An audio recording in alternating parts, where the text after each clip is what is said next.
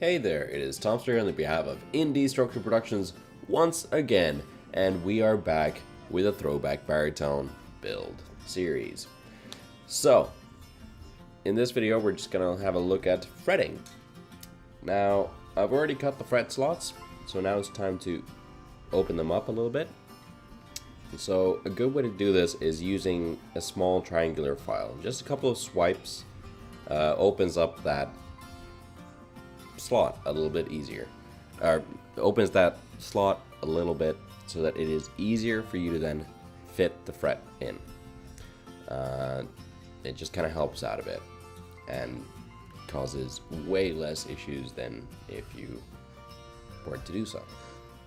And then I'm just using this little handy tool to clean slots up because, quite frankly, you don't want any dust or any other kind of detritus in those slots, because that will make your life a bit more difficult when you're trying to put in frets.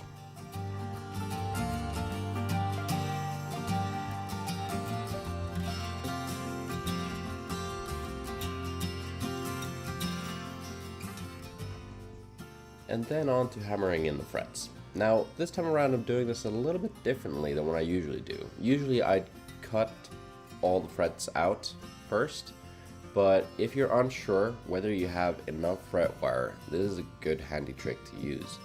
So take your longer length of wire and hammer it in place just a little bit, then cut off the excess and finish hammering it in.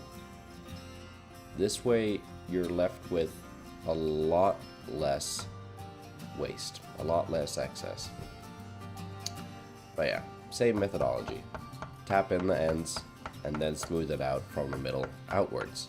This makes sure that the tanks go in and out, so they really do dig into the fretboard, which, you know, helps out quite a lot so your frets won't pop out, which would be really, really bad. If you just hammer the frets in straight, then there is a straight line where your tanks went in, so it's an easier pull to get them out. Granted, a little bit more of a hassle when changing out frets sometime in the distant future, but if you do that,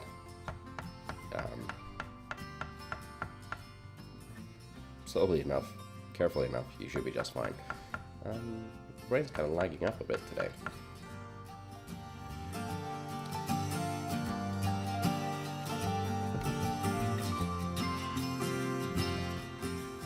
And always trimming up the excess.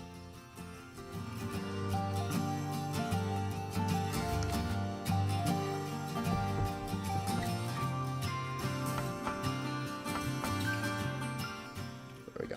Just making sure that I didn't have any fret ends lifting. Then, of course, there are going to be little gaps on the side of the fretboard if you don't have binding. So to fill up those gaps, I just use super glue. This isn't to hold the frets in place. Proper hammering in should have done that already. This is more just to fill up those gaps so there aren't real air pockets, so to speak, in your fretboard. This just makes everything one solid block.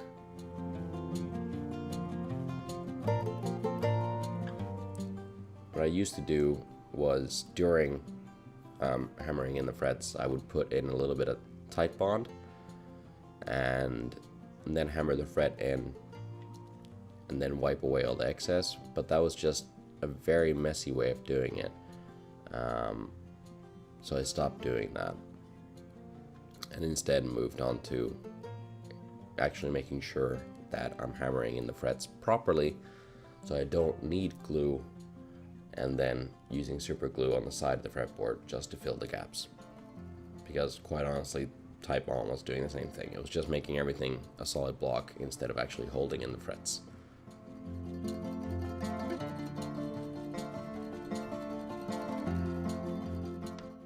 And yeah, quite simply, just trimming up the ends of the fretboard using these lovely, lovely Napex flush cutters.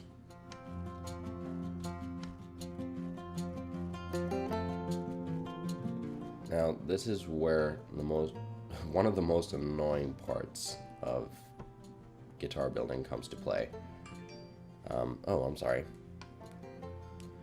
Excess fret pieces, fret ends, and stuff like that scattered all over the place. They tend to be a royal pain and a royal headache because if you don't clean them up, you will start damaging your instrument. You'll notice that there's one fret end somewhere, and that can cause a lot of damage, especially if you have a guitar that's close to finished. It's not nice.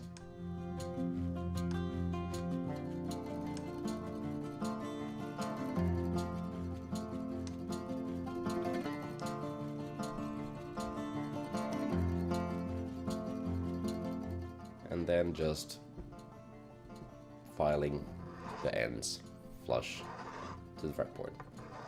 I'm using a leveling file, but you could just as well use a leveling block, leveling beam to do the same job. All you need to do is make sure that you don't alter the angle of your fretboard. So you want to keep the side of your fretboard square,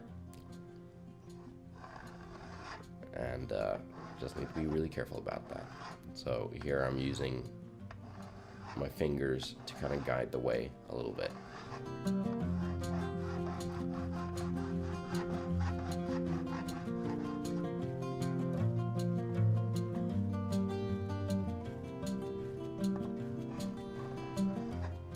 But mostly I'm just taking away fret ends, so I'm not even filing away at the fretboard at all. Once I start doing that, then I would more often than not use a leveling beam to do that.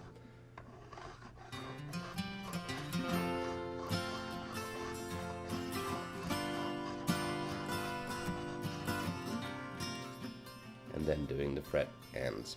So, well, I've been talking about fret ends the whole time. Well, doing the bevels on the ends of the frets. And doing this up until you hear the sound change a bit.